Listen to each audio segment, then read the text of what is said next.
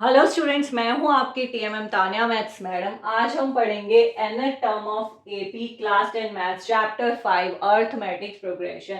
So nth term of AP, nth term को denote करते हैं an से। The nth term an of AP with first term a and common difference d is given by an is equals to a plus n minus 1d where n is equals to 1, 2, 3. an is called the general term of AP.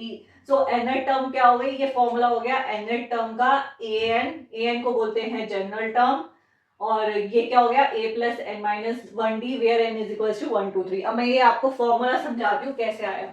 अब देखो, हमने form पढ़ी है the general form of AP, right. क्या होती है a plus d, a plus 2d, a plus 3d and so on, ये होती है। अब इन टर्म्स का ये आ गया, ये जो है ना a plus d, a plus 2d, ये रहा formula a plus n minus 1d, और ये nth टर्म तक जाता है, इंफिनिटी टर्म तक, तो इसको बोलते हैं an is called the general term, nth term, मतलब n कुछ भी हो सकता है स्टार्टिंग फ्रॉम 1।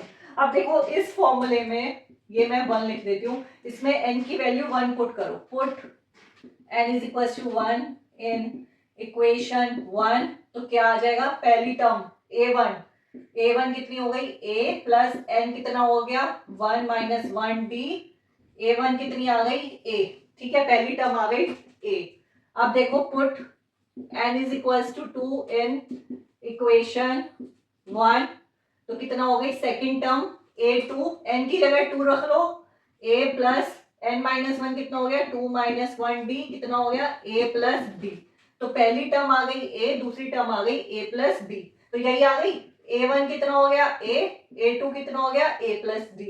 अब put n is equal to 3 in equation 1, तो कितना आ जाएगा a3, थर्ड टर्म कितनी आ जाएगी a plus 3 minus 1d is equal to a plus 2d, तो ये कितनी हो गई a3, ठीक है। सो इस ये जो हमने लिखी है ना ये टर्म, इसी का फॉर्मूला है ये, ठीक है, इसका जनरल टर्म का फॉर्मूला है। ये जो टर्म्स है ना a1 a2 a3 a4, इसका टर्म्स निकालने का ये फॉर्मूला है। अगर हमें फर्स्ट टर्म पता है और कॉमन डिफरेंस पता है तो हम कोई सी भी टर्म निकाल सकते हैं, second term, third term, fourth term, 10th term, कुछ भी निकाल सकते हैं, ठीक है। सो इन टर्म जनरल टर्म्स का फॉर्मूला क्या हो गया a plus n minus 1d, ठीक है। इसको रब कर देते हैं और देखते हैं इससे रिलेटेड किस टाइप के क्वेश्चन आते हैं। अब ये एक एग्जांपल देखो, ये सीरीज क्या है, एपी सीरीज है, ये गिवन है, ठीक है। ये इसकी टर्म है a1 a2 a3, और इसमें हमें ये लास्ट टर्म दी हुई है, लास्ट टर्म कितनी हो गई, इसको हम डिनोट करेंगे an से। हम लिख सकते हैं दी last term is denoted by l।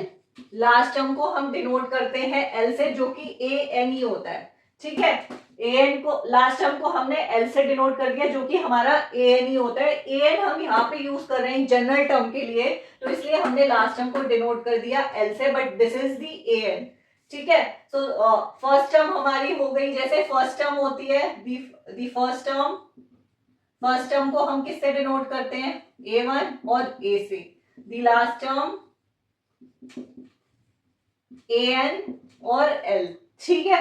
अब इसको रब करते हैं, इससे रिलेटेड एक क्वेश्चन करते हैं। तो ये क्वेश्चन देखो, example number 3 in NCERT book, find the 10 term of the AP. तो हमें ये जो गिवन सीरीज दिया है ये एपी है, ये फॉर्मूला यूज करने से पहले हमारी जो गिवन सीरीज है वो एपी होनी चाहिए। हमें निकालनी है 10th टर्म ऑफ एपी। तो अब ये देखो ये कैसे निकालेंगे, हमें ये फॉर्मूला यूज करने के लिए हमें पहले पता होनी चाहिए फर्स्ट टर्म और कॉमन डिफरेंस। तो पहले हम फर्स्ट टर्म और कॉमन डिफरेंस निकालते हैं, तभी हम ये फॉर्मूला यूज कर पाएंगे, ये 10th टर्म यूज कर पाएंगे, निकाल पाएंगे।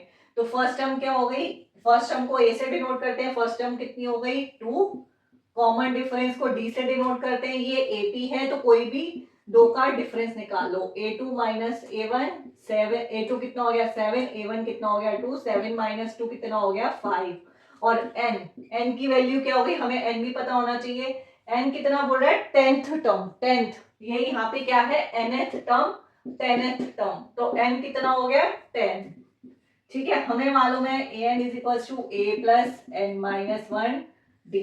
तो n कितना है 10, 10 लिख दो, n की जगह 10 लिख दो। a 10 is equals to a कितना हो गया आपका 2 प्लस n कितना हो गया 10 माइनस वन, d कितना हो गया 5।